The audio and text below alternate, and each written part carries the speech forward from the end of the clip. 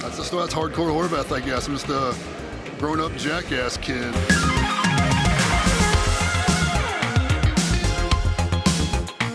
Hey guys, welcome back to another interview here on Tone In Entertainment. Today we're at CCW's event, Rumble in the Jungle in Doral, Florida, and I'm joined by Hardcore Horvath. How you doing, Hardcore? What's up? How you doing? I'm doing great. Yeah. Okay, so it's not easy just to call yourself hardcore. Why do you have hardcore before Horvath? Well, to be honest with you, that's what they called me in high school. I know I'm very far removed from high school, but I kind of started wrestling.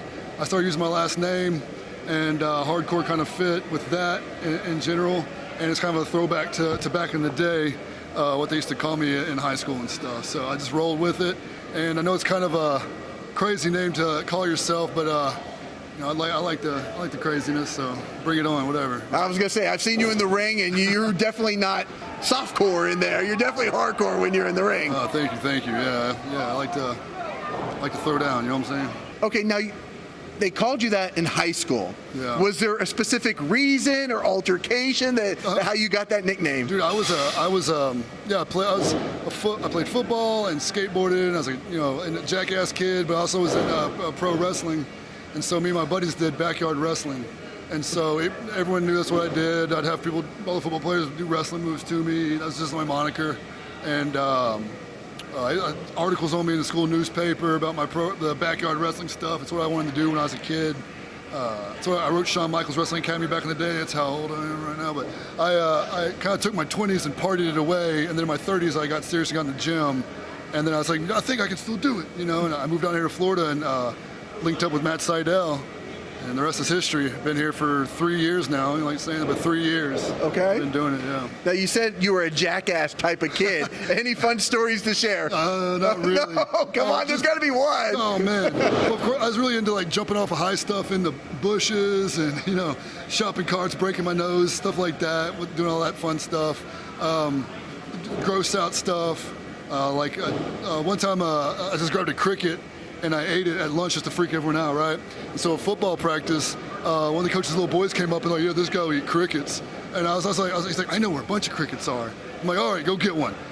Not a big one. And he came back with like the biggest cricket ever, and I did not eat it. But just little funny stuff like that. I don't know, getting slapped by my friends. That was that time period, so we were all about it, It's kind of crazy because I think we're about maybe around the same age. Right. So when you think about like that time period, we had Raw that had don't try this at home, and Jackass that don't try this at home. Yeah, we're trying it at home. We were trying it at home, right? Yeah. I like to think with all that craziness, I became a professional. Doing all the crazy stuff that they were telling me not to do. But go to wrestling school. Not saying that, but yeah, that's just the mentality I had with skateboarding, jumping off of stuff. Loving pro wrestling, loving all the extreme stuff of pro wrestling. Big fan of ECW back in the day. That was like one of my favorites. But yeah, that's Hardcore Horvath, I guess. I'm just a grown-up Jackass Kid. I don't know. I love it. Yeah. Now, okay, like a lot of people tell me that maybe their family and friends, when they started this professional wrestling journey, they thought that they were crazy. Right. But it seems like maybe your family and friends, it seems like a smooth transition for you. My family knows I'm crazy. Right, okay. After all these years, when I was a kid, when I first started talking about it, they were all like, don't do that, go to college, and my grandma was the only one that was like, well, buy me a nice car when you make it. I was like, okay, grandma. But nowadays, when I told my dad, I thought he'd be like, what are you talking about? He was just like, it's your life, go do it. All right, cool. So I think after all the hospital visits and bumps and bruises I've gotten over the years, I think there's it's a natural progression. You can do it, I guess, But they still worry, I feel like, they're like, be safe. They're always going to be concerned a little bit, right? Yeah. Now, we are here at CCW Rumble in the Jungle. I've seen you wrestle all over Florida, but we are here at CCW Rumble in the Jungle. Recently, there were 3 members of the Heavenly Butterflies, but it seems like there's only, the Heavenly Butterflies, I'm told, are dead. And now it's just you and Tony Donati no more. running roughshod here in CCW. Yeah. So when I first started training, it was mainly just with Tony, Matt, and all them. But Tony helped me train. He's been there since day one. Some of the most extreme matches I've had, the hardest matches, hard hitting, have been with Tony. We've always had that kind of connection where we just kind of like that style, like doing that stuff. He was having problems with Fabu. I hate to see it because we were all brothers in the Sai Dojo, but yeah, we had to we wanted to give our thing a little, you know, see if we could do it. So we had to get rid of Fabu, just get rid of all the butterfly stuff, and get a little hardcore in the new tag team we got with Tony there. I was gonna say, you don't seem like a butterfly type of guy. No. I'd do it. I would wear the wings probably or something like that, but not really my thing. You would jump off of like a roof with the wings on, though, right? Yeah. Hold an umbrella in my hand. Yeah. Don't try that at home, kids. Don't try it at home. But yeah, no. It's sometimes it hurts, but Fabu had to go. Okay. Yeah. Well, I'm not going to argue with you. That's for damn sure. And it's not over. I'm wrestling him in Port St. Lucie coming up a couple weeks, so we'll see how that goes.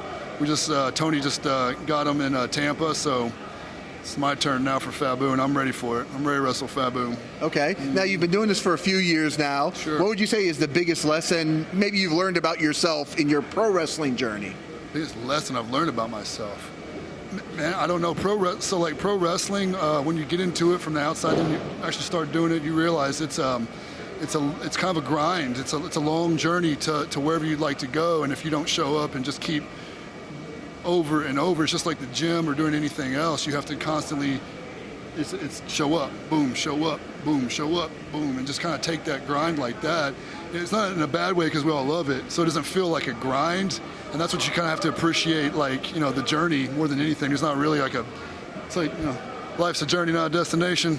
Kind of enjoying myself as I go, but I don't know if I've learned too much about myself. It's the fact that I just I should have started earlier, you know, right? Okay. Yeah, I love this, and you know, when I was a kid, you know, I had a little bit self-doubt. So if you think you can do it, try it, because, you know, don't waste any time. Don't waste time. I think that's something we all learn about ourselves is Just we do should it. have started earlier and just do it, Anything. right? I think anything's obtainable or accomplishable. What is the word? I don't know. If you We're put your not mind to it. grammar students, so it's I'm okay. hard- Is anybody going to argue with you about your Nobody. grammar? No. Absolutely not. No. But you can do anything. If you put your mind to it, you can do whatever you want. Now here at Rumble in the Jungle, what do you got going on tonight? So me and Tony, we're going to do the South American Alliance for the tag titles. So we're actually taking this very seriously for the titles, because it'd be great to get with Tony right off the bat and then with the champions, Okay. you know. So already going after the gold here. I mean, they just got Already. crowned the champions about 3 weeks ago. Yeah, this kind of looked out because we were already kind of sort of feuding with them. Right. You know, we wrestled a big 6-man. It was insane, hardcore match. So now it's time for the titles. So it kind of worked out for that. All right. Well, is there anything else we should know before we let you go get ready for your tag team match tonight? Nah, I got nothing else, bro. You got nothing That's else? right, yeah. All right. Well, Hardcore, where can they follow you at, my man? Just on Instagram at Hardcore Horvath, Facebook, Alex Horvath. All right, guys. Yeah. Other than that, that's it, right? That's it. That's it. You're a pretty simple man. Pretty simple. Keep it simple. You show up, you kick ass, you go home. That's all I do. Post one picture about it. That's it. Well, a couple selfies. A couple selfies, right? I don't know. Yeah, that's all I do. All right. Well, best of luck in your tag team title match tonight. I'm going to be out there watching tonight. Thanks, man. I appreciate it. All right, guys, if you like interviews like this with Hardcore Horvath here at CCW Rumble in the Jungle, guys, make sure you hit that red subscribe button so you can stay tuned in here to Tone and Entertainment for future videos. Subscribe to the channel. Do it. Go now. Do it now.